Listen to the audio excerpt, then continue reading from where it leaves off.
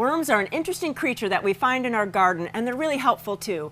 Well, I'm at Wavra Farms with Diane Wavra, and Diane, you really have a cool kind of experiment, educational thing that you do with kids today. We do. So we have a kids club class, and today we're offering our worm class for the children. So worm class is at 2 o'clock in the afternoon today. Okay. So we always start class with a little bit of education. Cool. So we like this little book, Earthworm's Life. So we're going to talk about the life cycle of the worm throughout the year. All right. And so after we read the book and learn some new vocab words, we are going to go for our experiment. Do we get to touch worms? We sure do. Oh, that's so much fun. Okay, so what do we do? So what we're going to do, first off, is we've got these nice, beefy little creatures here. All right. And you're going to pick a worm. Okay, I'm going to pick this one. It's going to feel like a wet noodle, so don't be too worried about it. All right. Oh, give it a little it's a big pull, one. Okay. And I'm going to have you put it on the orange paper. That way we can watch our worm. Okay. And what we want to do now is we want to pick out which is the head and which is the tail.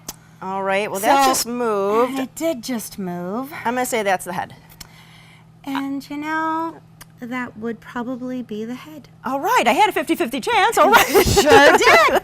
Okay, so you pick that out, but they're both moving, so that's kind of interesting. So usually, yep, he's going to tend to kind of move one way and the other, and yeah, kind of move around. All right. So then the next thing we want to do is we're going to take one of our ice cubes. We're going to put our ice cube right next to the worm. You don't have to touch the worm, just put it anywhere? Anywhere on it. Okay. And what we want to do is that worm, or that ice cube melts a little bit, and we want to see if our worm tends to go towards the ice cube or if he's going to stray away a little bit. So let's just put him right about there and see. Sometimes he'll go underneath. All right. And kind of what we are watching for is to see.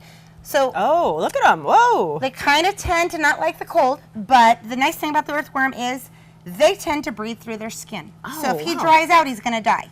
So it's one of those things that they like a little bit of the moisture, and that's going to help that worm to stay moist. Ah. And so we just kind of like to see what the worm does with the cold and the wet at the same time. Very cool. Okay, I bet there's something else going on. There is something else going on, so go ahead and take that ice cube off All there. right. And the next thing we're going to do is we are going to cover our worm, and we just cover him with a piece of newspaper, and we let him just sit a sec.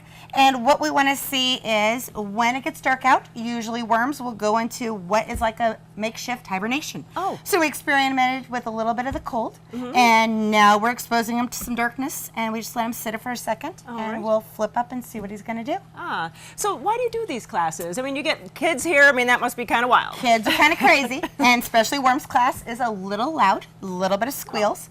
So, but it's a great way to introduce kids into the garden. And some of the fun things about the gardens is obviously the worms and the benefits that they help with in the garden. Well, it's so much fun to get kids and family out in the garden. I mean, Yes. that's always what we want to do when we do our kindergarten segments. So it's so great that you're doing them too. Oh, thank you.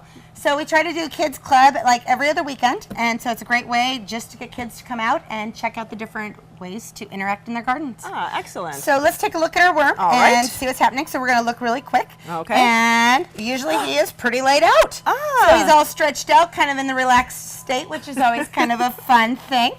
So Just chilling. He's just kind of hanging out. So the next thing we're going to do, and the final thing, is we're going to take that worm and we're going to put him on top of that soil there. All So right, go I ahead get to and pick him up our again? worm up again. All Stick right. him on there. Okay. And so next he is going to do some special work. And we're going to keep that a secret because to find out this last kind of trick that the worm is going to do, you have to come out to Kids Club today, right? You do. 2 o'clock today, and we'll see what's going to happen with our worm. Well, if you are interested in this class today or anything going on at Wavra Farms, where can we find out? Well, you can check out our website at wavrafarms.com. Otherwise, Facebook is a great place to look, and all of our classes are listed. Well, we really like when families go out in their garden, so this is a great project to do. You can come here and do it. Maybe you can do this at home and find some earthworms, dig them up in the garden, and do it at your own house. Well, thanks so much for all the ideas. Thank you. It's great. Nice to see you. Thank you.